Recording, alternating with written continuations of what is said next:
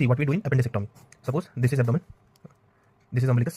We will draw a line from umbilicus to anterior superior iliac spine. This is called spino-umbilical line. Okay. Now the midpoint of the spino-umbilical line is the McBurney point. Okay. We will draw a perpendicular line through McBurney point, and we will make an incision through this line. This incision is known as what? This incision is known as MacArthur incision. MacArthur incision, also known as gridiron incision, and it will pass through the McBurney point. So after making an incision, हम लोग क्या देखेंगे, किससे encounter करेंगे? Skin से and स्कारपा fascia.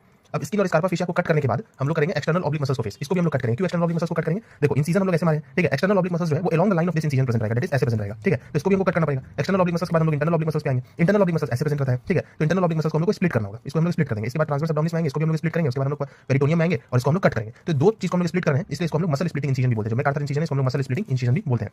यही दोनों को जब हम लोग इनकाउंटर कर रहे हैं ना, तो यहाँ पर इलियो इंग्वाइनल नर्व जो होगा वो मिलेगा और इसको हम लोग डिवाइड कर देंगे, क्योंकि पोस्ट ऑपरेटिव न्यूरोलॉजी का केस ना हो या तो सूचर के समय इसका इंट्रैपमेंट जो है वो ना हो, ठीक है. फिर उसके बाद हम लोग को सीकम आइडेंटिफाई करना है, जो कि हम लोग टीनिया कोलाई को देखकर आइडेंटिफाई कर लेंगे. टीनिया कोलाई जो है वो क्या होगा, comes together to form the base of the appendix. तो मान लो ये बेस ऑफ अपेंडिक्स तुम्हारा बनाया. फिर हम लोग क्या करेंगे, अपेंडिक्स को होल्ड करके डिलीवर करेंगे आउट ऑफ द वुंड. अब अपेंडिक्स जो है वो तुम्हारा वुंड के बाहर आ गया, ठीक है. तो इसके साइड में एक व्हाइट पैचेस होगा जिसको हम लोग क्या बोलेंगे, मीजो अपेंडिक्स, ठीक है. क्या बोलेंगे इसको, मीजो अपेंडिक्स. मीजो अपेंडिक्स हम लोग क्या जानते हैं कि एपेंडिकुलर आर्टरी जो है वो अपेंडिक्स को सप्लाई करता है थ्रू मीजो अपेंडिक्स. तो मीजो अपेंडिक्स में हम लोग क्या करेंगे, डीवैस्कुलराइजेशन कर देंगे आर्टरी का, ठीक है. अब जो हम अपेंडिक्स बाहर निकालेंगे, अपेंडिक्स को हम लोग होल्ड करेंगे किससे, बैककॉक फोर्सेप्स से हम लोग इसको क्या करेंगे, होल्ड करेंगे और इसके बेस को हम लोग हीमोस्टैट से क्या करेंगे, क्रश कर देंगे. क्रश करने के बाद इसको लाइगेट करके वॉश करके अंदर में हम लोग डाल देंगे और फिर इसके बाद इसको हम लोग सूचर कर देंगे, ठीक है. तो मोस्ट कॉमन अर्ली कॉम्प्लिकेशन इसका क्या हो सकता है, surgical site infection. Surgical site infection हो सकता है. मोस्ट कॉमन लेट कॉम्प्लिकेशन क्या हो सकता है इसका, वो एडेसिव इंटेस्टाइनल ऑब्स्ट्रक्शन हो सकता है. तो अगर कॉमन अपेंडिक्स है तो always check for the Meckel's diverticulum. Meckel's diverticulum क्या होगा, Meckel's diverticulum is always 2 feet away from the small bowel. तो अगर मेकल्स डायबिटिकुलम तुमको मिलेगा तो तुमको अपेंडिक्स एपेंडिक्सेक्टोमी करने से पहले उसको ट्रीट करना है. फीमेल के केस में तुमको ओरिएंट टॉर्सन जो है उसको चेक करना है. तो ये इसका